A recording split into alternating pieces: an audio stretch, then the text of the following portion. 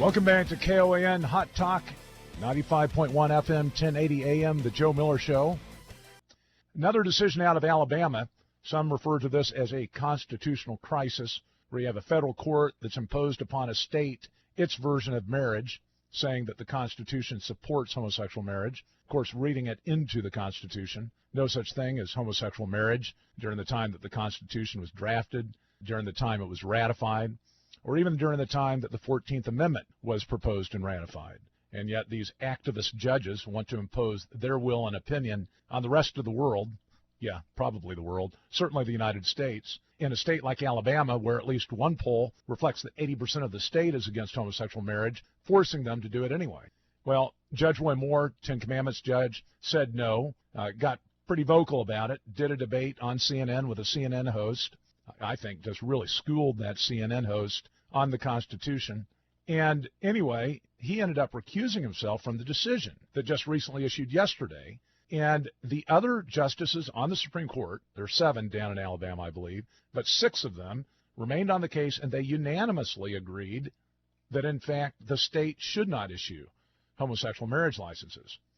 So setting this up for a little bit of a conflict, the activist judge down there thinks her word is law. The Supreme Court of Alabama says, no way, we're in charge. We'll see where that goes, and we'll keep you posted on it as well. And remember, this is not just about homosexual marriage. This is about activist courts suppressing the will of the people and imposing their twisted logic interpretation of the Constitution on you. So that may not be your issue. You may not be upset about what the federal court did in Alabama, but the fact is, if you're concerned about democracy, you ought to be concerned about these activist courts. They need to be stopped. Frankly, there aren't many ways to do it. 1, you can appoint judges that have fidelity to the Constitution.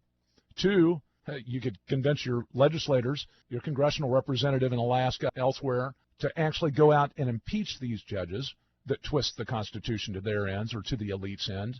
Something needs to be done, and we need to be active in our opposition to what's being done and not wave the white flag of surrender.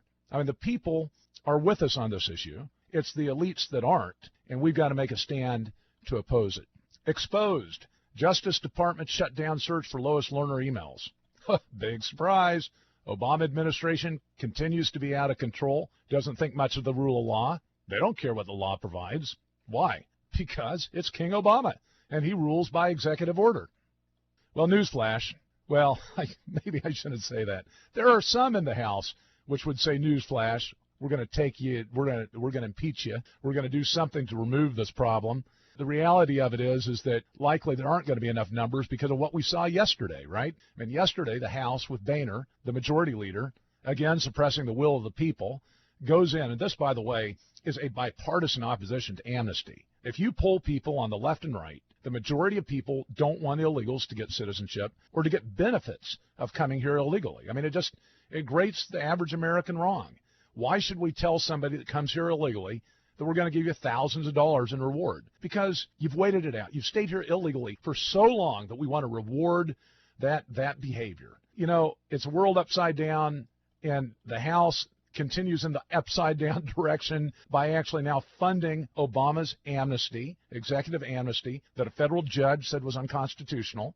We had a third of the Republican caucus go along with Boehner, vote with the Democrats. The Boehner-Obama axis is alive and well. Now, we've had guests on this program over the last 2 weeks that have said that Boehner's wings have been clipped because they went up against him. They got 25 Republicans to vote against him for House Speaker, that therefore he was no longer empowered like he was before.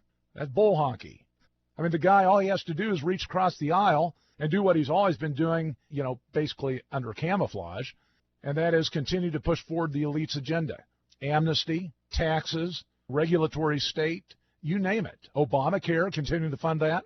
So the only difference now is it's not that his wings have been clipped. He's now forced out of the closet as being a big government loyalist. That's what he is. He's a loyalist to the big government model. And it's atrocious, especially given the fact that the guy got reelected with virtually 90% of the Republican vote, despite the fact that the majority of Republicans across this nation were opposed to him getting that seat again. Now, I'll tell you, if these guys and gals in the House want to keep their seats, they better get another move afoot, maybe a vote of no confidence, maybe another attempt to remove him as Speaker.